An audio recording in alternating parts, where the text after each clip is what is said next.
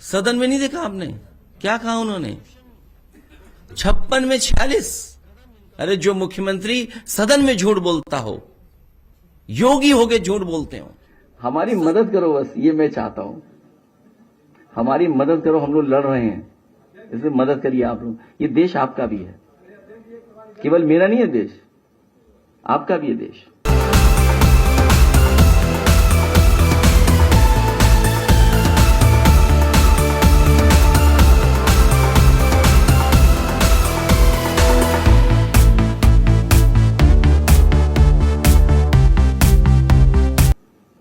एक सीमा के बाहर कोई चीज अच्छी नहीं है।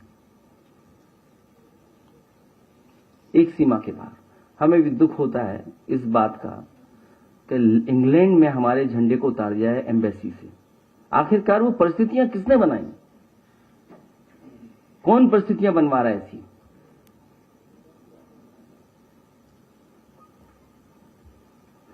कल हमें इन्वेस्टमेंट चाहिए दुनिया से, हमें दुनिया से पैसे आने चाहिए, यही तो है ना बिजनेस आज दुनिया की।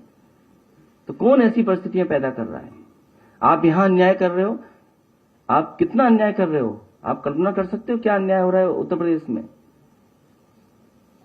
क्या दुनिया ने ये नहीं देखा होगा कि एक पिता अपनी पत्नी और अपनी बेटी को नहीं बचा पाया? और मैं इसी से जोड़ देता हूं आपको, एक और जोड़ देता हूं मैं बात को। कन्नौज में एक समाजवादी परिवार को इतना सताया, इतना परेशान किया कि अंततः झगड़ा हो गया, एक की जान चली गई। कौन जिम्मेदार इसके लिए? ये बीजेपी वाले आरोप लगाते थे कि यादव है तो भेदभाव करते हैं हम लोग मदद में। अभी कानपुर में क्या मदद की आपने? जो कस्टोडियल डेथ हुई उसकी क्या मदद की आपने वरुण के परिवार की? क्या पत्नी को सरकारी नौकरी दे दी? क्या आपके विधायक, आपके सांसद ने क्या कहा? नहीं, वो धाराएं बदल रहे हैं, आपको नहीं समझ में आ रहा। धाराएं बदलने की तैयारी है। इसी तरह मुख्यमंत्री जी के स्वजाति लोगों ने मैनपुरी में शराब पी करके एक मजदूर को मार दिया, 302 की जगह 304 कर दिया। ये भी तैयारी चल रही है आपके बलवंत वाले केस में। पुलिस के लोग पैसा लेकर के घूम रहे हैं उसके परिवार से मिलने के लिए। इसलिए सच्चाई आपको भी पता है, हमें भी पता है। जो बात आपने कही है, आखिरकार वो परिस्थितियां किसने पैदा की? वो परिस्थितियां कौन पैदा कर रहा है? जड़ में कौन है? ये बात कर रहे हैं आप लोग भी, पत्रकार साथी, उन्हीं के रास्ते पे चलने लगते हो। आज कितने साल हो गए सरकार को, ये बताइए। 6 साल हो गए ना। ये बताएं 6 साल का हिसाब किताब क्या है? गन्ने के किसानों का अभी भी बकाया है। आलू खरीदा नहीं जा रहा कहीं भी। जितनी भी फसलें पैदावार के लिए आय दोगुनी की बात की, ये बताएं कि किस फसल की आय दोगुनी हो गई इस महंगाई में? डीजल, पेट्रोल 6 साल पहले क्या थी कीमत, आज क्या है? दूध की कीमत 6 साल पहले क्या थी, वो आज क्या है? दालों की कीमत 6 साल पहले क्या थी, वो आज क्या है? खाद की कीमत 6 साल पहले क्या थी, वो आज क्या है? और ये आंकड़े देते हैं बेरोजगारी के। ये बताएं कि कितने रोजगार दिया है इन्होंने, कितनी नौकरी मिली है। इस उत्तर प्रदेश की बर्बादी के लिए जिम्मेदार मुख्यमंत्री हैं, पर्यटन मंत्री नहीं है। पर्यटन मंत्री कब दूसरे के साथ पर्यटन कर लेंगे पता ही नहीं आपको। पहले भी पर्यटन कर चुके हैं वो, अगर याद हो आपको, तब आप नौकरी में नहीं रहे होगे। और वो पर्यटन कब करेंगे? मैनपुरी से पर्यटन मंत्री ने समाजवादी पार्टी को जिताया, तो मैं होश ही नहीं है कहीं। अंदर ही अंदर समाजवादी पार्टी से मिला हुआ था पर्यटन मंत्री। ये बात नहीं बोलनी चाहिए थी, लेकिन बोल दें, क्या पता, हमारे पत्रकार साहब ने गुस्सा दिला दिया तो बोल दिया। देखिए, आप मूल्यांकन क्या है? जो तस्वीरें आ रही हैं, जो हमारे कार्यकर्ता जानकारी दे रहे हैं, और जो व्हाट्सएप पे हमारा वर्कर खेत में खड़े होकर के फोटो भेज रहा है। मुझे याद है, मैं कोलकाता में था, हमारे एक कार्यकर्ता ने मुझे ललितपुर में जिस तरीके से ओलावृष्टि हुई उसकी जानकारी दी। मैंने पार्टी की तरफ से, अपनी तरफ से मांग की कि किसानों का जो नुकसान हुआ उसकी भरपाई हो। उसके बाद तो लगातार उत्तर प्रदेश में झांसी से, इटावा से, लखनऊ से, हर जगह से वर्कर ने तस्वीरें भेजी हैं। हम तो केवल जानकारियों मांग कर सकते हैं, इसलिए सरकार को जो नुकसान हुआ है उसकी भरपाई करनी चाहिए। जो इधर फसल का नुकसान हुआ उसकी भरपाई करनी चाहिए।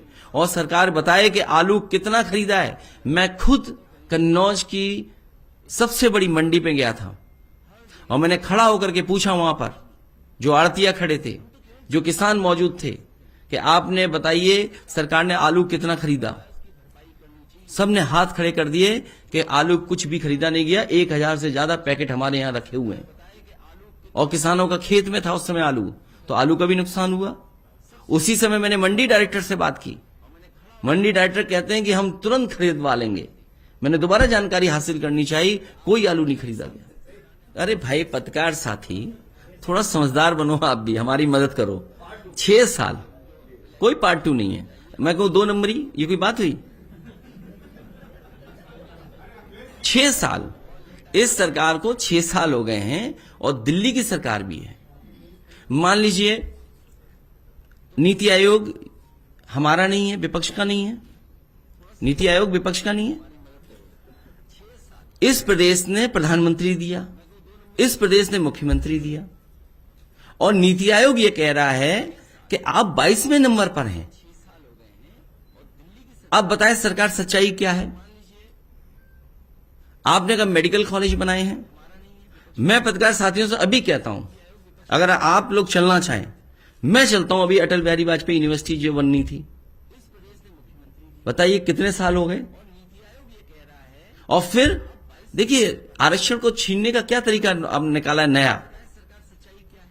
सैफई यूनिवर्सिटी में या कोई मेडिकल कॉलेज में नौकरी देने का तरीका, विज्ञापन निकाला, सब उसमें है कैटेगरी, एक ले लिया, बाकी बोला है ही नहीं, एलिजिबल ही नहीं है। फिर ऐड निकाला, फिर एक ले लिया, बोले एलिजिबल नहीं है। तो देखिए क्या खेल चल रहा है। चिंता का विषय यह है कि जो खेल चल रहा है वो हमें और आपको पता ही नहीं है। और कानून व्यवस्था पर एनसीआरबी के आंकड़े क्या कहते हैं? मैं तो कहूंगा अगर स्क्रीनशॉट लेकर के अगर डाल दें स्क्रीन पर, मैं स्क्रीन पर पढ़ूंगा जो एनसीआरबी का डेटा दिखाता हो कि यूपी में क्या है। यूपी में दंगे, रॉयट, सबसे ज्यादा महिलाएं असुरक्षित। वो मुरादाबाद की जो बहन, उसका अखबारों में पढ़ा, जानकारी हासिल हुई, क्या हुआ उस बहन के साथ। पुलिस के पास गई और पुलिस वालों ने उसकी मदद नहीं की। वो लिख करके चिट्ठी छोड़ गई कि किसने, कौन है इसका दोषी। क्या हाथरस के केस में नहीं हुआ?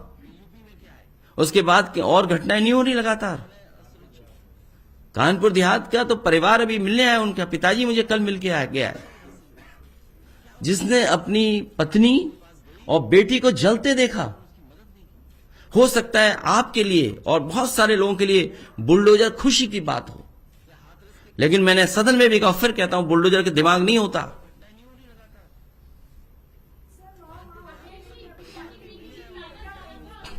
आप मिलाइए डीजीपी से कि एक्टिंग क्यों है, परमानेंट क्यों नहीं हो पा रहे।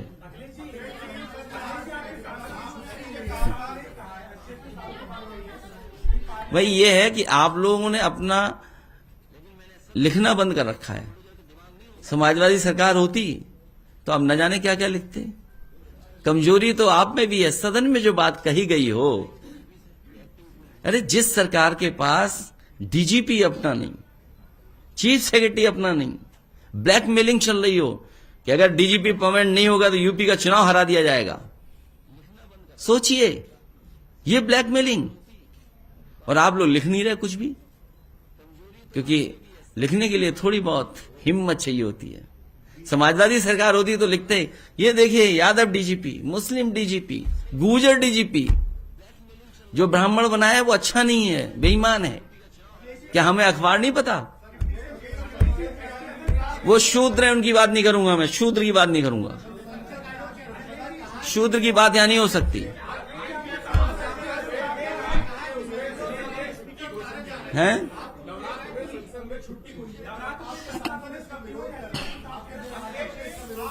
हम तो कह रहे हैं सब त्योहारों पे छुट्टी होनी चाहिए, जैसा समाजवादी पार्टी मानती रही है। सभी त्योहारों पर, सभी त्योहारों पर, विश्वकर्मा पूजा पे भी छुट्टी होनी चाहिए। क्यों नहीं छुट्टी होनी चाहिए? विश्वकर्मा कोई भगवान नहीं है क्या? बताओ भगवान नहीं है। बीजेपी वाले बताएं कि भगवान नहीं है, वाल्मीकि जयंती को होनी चाहिए छुट्टी, क्यों नहीं होनी चाहिए? विपक्षी एकता है, सब रहेगी, आप क्यों फिक्र कर रहे हो? बताइए, आप बताते हो फेस नहीं है, अरे जो फेस है उन्हें उत्तर प्रदेश की हालत क्या कर दी? जैसे हमारे पत्रकार साथी पूछ रहे हैं, आप बताइए प्रधानमंत्री यहाँ के, मुख्यमंत्री यहाँ के, किस स्थान पर है यूपी? बताइए आप। एजुकेशन में कहां है हम? हेल्थ में कहां है हम? और ये जो हवाई जहाज उतरा था हरकुलस, समाजवादियों ने डिजाइन ना की होती तो खेतों में उतारते क्या आप हरकुलस? और आप भी बोलते नहीं हो कि एक्सप्रेस वे क्या हो गया बुंदेलखंड? अरे लिखा करो, थोड़ा बोला करो, हैं? अपना काम बता दो, क्या बनाया है उन्होंने? अपना काम भी तो बता दो। ये नाले गंदगी, कूड़ा, भाई सॉलिड वेस्ट मैनेजमेंट पे आपने क्या काम किया बता दें हमें। और आपके लिए सबसे बड़ा उदाहरण तो बनारस हो सकता है, जो टेंट सिटी थी वो उड़ गई। उद्घाटन में तो सब लोग आए, अब समापन में कौन आएगा? टेंट सिटी में समापन भी तो कोई करेगा ना। नाले बह रहे हैं, नाले, जितनी भी गंदगी है नदियों में जा रही है। क्या किया आपने? आपका मेयर, आपके एमपी, आपके मिनिस्टर्स, आपका डिपार्टमेंट, सब कुछ आपका। उसके बाद आप सॉलिड वेस्ट मैनेजमेंट नहीं कर रहे, वेस्ट वाटर ट्रीटमेंट नहीं कर पा रहे, इफ्लुएंट ट्रीटमेंट के लिए कोई काम नहीं किया आपने, तो क्या कर रहे हैं आप लोग? एक दिन मैंने अखबार में पढ़ा कि अब गंगा की बीओडी सीओडी डिजोल्व ऑक्सीजन ठीक होगी।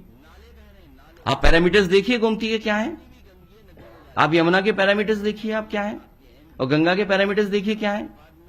यहां तो अखबारों ने लिखा है, आप भी लोगों में से किसी ने लिखा है कि डिजोल्व ऑक्सीजन कम हो गई पानी की ग्राउंड वाटर में।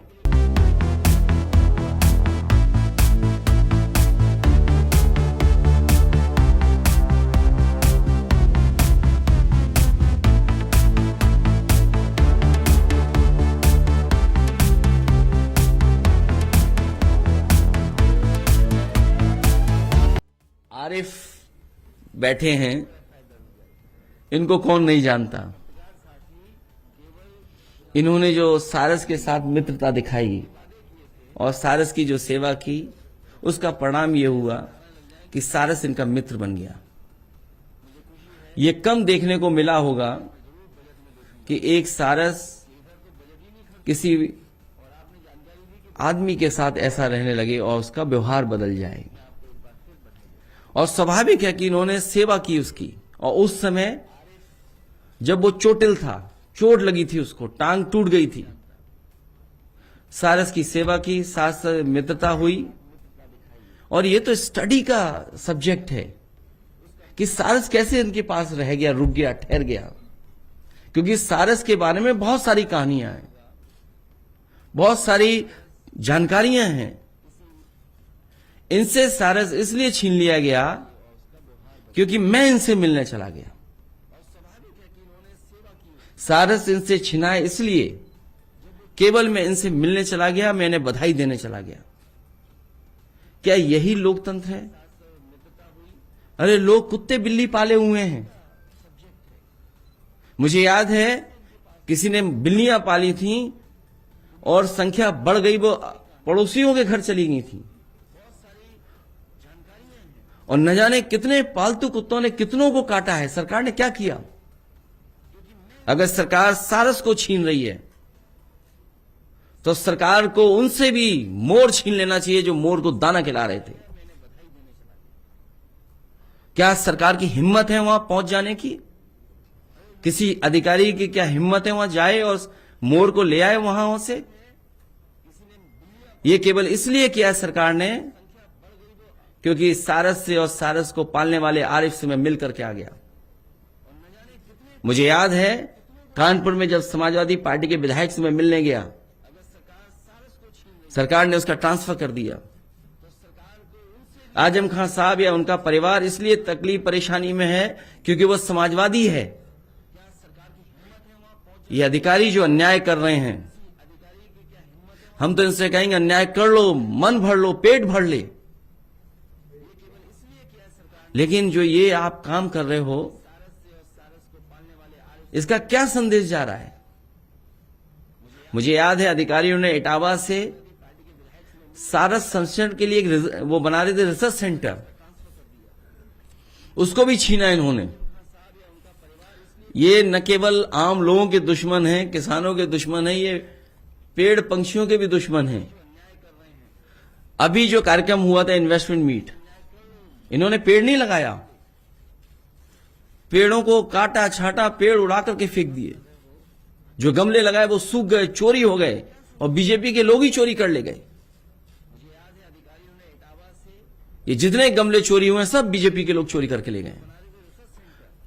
ये सारस का संरक्षण केंद्र बन रहा था इटावा में, वो छीन लिया। सारस मित्र बनाए जाते थे, उनका मानदेय छीन लिया। बर्ड फेस्टिवल होते थे, वो खत्म कर दिए इन्होंने। ये बीजेपी वालों से उम्मीद नहीं कर सकते आप कि ये पर्यावरण के लिए भी कुछ कर सकते हैं। अखबारों में पढ़ रहा हूं कि जल स्तर नीचे चला गया लखनऊ का, गोमती में न जाने कितने नाले गंदे गिर रहे हैं। ये गोमती का मैं आज भी कहता हूं, मैंने कई मौकों पर कहा कि यही मॉडल है, अंतोगत्वा आपको यही मॉडल फॉलो करना पड़ेगा। गंगा एक्शन प्लान 1, 2 या बाद में कहीं भी किसी देश में गया है बता दो हमें। और याद कीजिए जब गेहूं की खरीद हो रही थी, मैंने कहा था अपने पत्रकार साथी, और हमारे यहां से लगातार प्रेस नोट जाती थी, ये प्राइवेट कंपनियों को गेहूं खरीदवा रहे हैं इसलिए क्योंकि कल इन्हें मुनाफा लेना है। आप बताओ किसान का गेहूं किस कीमत खरीदा गया था, और आज आटा आप बाजार में खरीद रहे हो, किस कीमत खरीद रहे हो? ये मुनाफा किसकी जेब में जा रहा है? ये जो रिफाइंड तेल का मुनाफा किसकी जेब में जा रहा है? ये दूध महंगा हो गया, किसकी जेब में जा रहा है? ये आम लोगों के दुश्मन तो हैं ही हैं, किसानों के दुश्मन हैं। सदन में कहते हैं बताओ कि आलू खरीदेंगे, बजट में 1000 करोड़ रुपया, ये कहां गया 1000 करोड़ रुपया? और बताइए सारस को पकड़ ले गए, कैद कर दिया इन्होंने सारस को। ये कम से कम खुले में रख रहे थे, इन्होंने कहीं उसको बंद नहीं किया कभी सारस को। सरकार के लोग उसको कैद करके रखे हुए हैं। सरकार बताए कहां कैद किया हुआ है। जेल में कर दिया, जेल में भेज दिया। इसीलिए मैं प्रकाशक साथी से कह रहा था कि तुमने जो बोल दिया, जब ये पंछी को नहीं छोड़ रहे हैं, हमें तुम्हें भी नहीं छोड़ेंगे, जेल में डाल देंगे हम सबको। सदन में नहीं देखा आपने क्या कहा उन्होंने? 56 में 46। अरे जो मुख्यमंत्री सदन में झूठ बोलता हो, योगी होके झूठ बोलते हो, संत होके झूठ बोलते हो, उनसे क्या उम्मीद करोगे कि वो सारस को खुला छोड़ देंगे? जिन्होंने अपने कार्यक्रम को इन्वेस्टमेंट मीट करने के लिए न जाने कितने पेड़ काट डाले हों। और आप लोग हिसाब किताब लगाइए, जब से ये सरकार आई है 150 करोड़ पेड़ लगा चुके हैं ये, 150 करोड़ के लगभग। और मुझे याद है मैंने सदन में भी कहा, मैं फिर दोहराता हूं आपके सामने, मैंने जब 1000 एकड़ में पेड़ लगवाए, मैंने फॉरेस्ट के अधिकारियों से पूछा कि 1000 एकड़ में कितने पेड़ आप लगाओगे, तो उन्होंने 1 लाख, मुझे एग्जैक्ट नंबर नहीं याद है, 1,36,000 पेड़ लगाए थे उन्होंने। और आखिरी पेड़ 2 मैंने और नेताजी ने लगाए थे वहां पर। अगर 1000 एकड़ में 1,36,000 पेड़ लगते हैं तो बताओ 150 करोड़ पेड़ लगा चुके हैं। 150 करोड़ के लिए जमीन कहां है? इससे बड़ा झूठ और क्या हो सकता है?